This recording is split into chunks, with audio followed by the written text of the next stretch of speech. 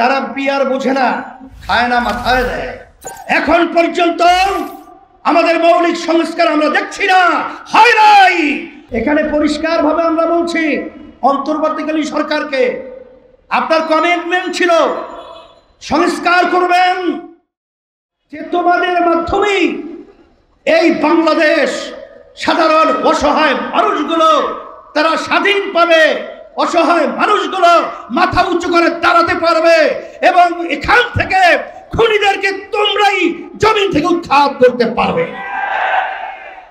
আমি বেশি লম্বা আলোচনা না করে সংক্ষেপে বলবো, আজকে 53 বছরে আমাদের দেশে সুষ্ঠু ধারা কোনো রাজনীতি প্রতিষ্ঠিত হয় নাই।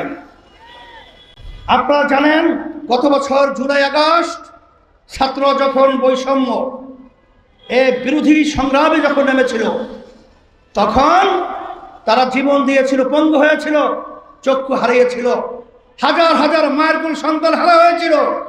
আমাদের মূল একটা লক্ষ্য উদ্দেশ্য ছিল, এ দেশকে আমরা সুন্দরভাবে সাজাবো, এই দেশটা আবার স্মরণীয় দেশ হবে, আর আমাদের দেশের টাকা পাচার হবে না, আর আমাদের মায়ের কোন সন্তান হারা হবে না, আর এই দেশে আইনাগার তৈরি হবে না, লক্ষ লক্ষ পরিবার মিথ্যা কেসের মাধ্যমে আর সংসার ধ্বংস হবে না, এরকম একটা দেশ আমরা চেয়েছিলাম।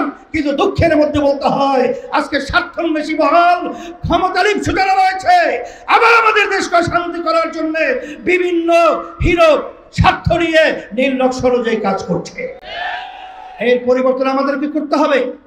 তারা পিয়ার বোঝে না, খায় না, মাথায় দেয়। আমি পরিষ্কার বলছি 91টা দেশের মধ্যে পিয়ার রয়েছে।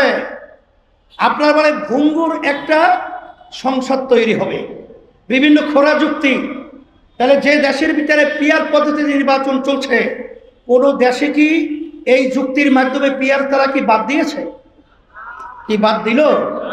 তা বাদ তো দিলই না, বরঞ্চ আরো নতুন নতুন দেশ পিয়ার পদ্ধতির নির্বাচনের মাধ্যমে দেশকে সুন্দর একটা দেশ করার প্রক্রিয়া তারা আগাচ্ছে।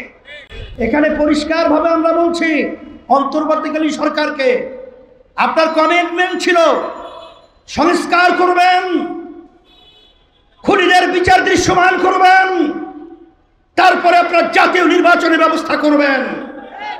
এখন পর্যন্ত আমাদের মৌলিক সংস্কার আমরা দেখছি না, হয় নাই। এরপরে আমরা দৃশ্যমান কোনো বিচার দেখি না, এটা দৃশ্যমান করতে হবে। আর সাথে সাথে বড় সংস্কার হলো এই 53 বছরে যে পদ্ধতিতে নির্বাচন হয়েছে, এই নির্বাচনের মাধ্যমেই ফ্যাসিস্ট তৈরি হয়েছে, খুনি তৈরি হয়েছে, চাঁদাবাজ তৈরি হয়েছে, আমাদের দেশের টাকা বিদেশে পাচার হয়েছে। এই নির্বাচন আর বাংলাদেশে দেখতে না। এই জন্য আমরা পরিষ্কার বলছি যে আমরা এদেশের সন্তান, এদেশ নিয়ে ভালো মন্দ নিয়ে চিন্তা করার দায়িত্ব আমাদের রয়েছে। আপনারা যেন তেন একটা নির্বাচন করবেন, আবার চাঁদাবাজদেরকে পুনর্বাসন করবেন, আর আমাদের মায়ের কোলে আবার সন্তান হারা হবে, এটা কখনোই আমাদের হুঁশ থাকতে, গলা থাকতে, মুখ থাকতে বন্ধ করবো না, বলতেই থাকবো, পরিবর্তন করতেই হবে। সেই লক্ষ্যেই আমি সকলকে আহ্বান জানাবো, সিংহভাগ রাজনৈতিক দল বাংলাদেশে তারা কিন্তু পিয়ার পদ্ধতিতে নির্বাচন চায়। এখানে চায় না কারা? এটা কি দেশের স্বার্থে, না ব্যক্তি, না দলের স্বার্থে? এটা কিন্তু আমরা জেনে ফেলেছি। যদি আপনারা নাই চান, আমরা পরিষ্কারভাবে বলছি বাংলাদেশের জনগণের কাছে মতামতের জন্য পাঠিয়ে দেন, গণভোটের ব্যবস্থা করেন। কারণ সুজন তারা সাধারণ আমাদের মানুষের, বাংলাদেশের জনগণের কাছে তারা মতামত চেয়েছিল। 71% মানুষ পিয়ারের পক্ষে তারা মতামত প্রকাশ করেছে।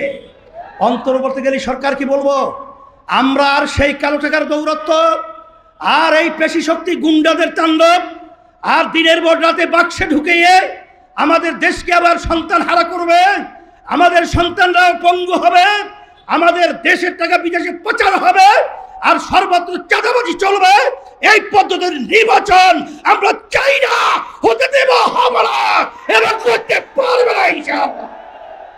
এই আশাবাদ ব্যক্ত করে তোমাদেরকে অতন্ত্র প্রহরীর মতো দেশকে পাহারার দায়িত্ব রেখে আমি আমার আলোচনা শেষ করছি। সকলকে ধন্যবাদ জানাচ্ছি।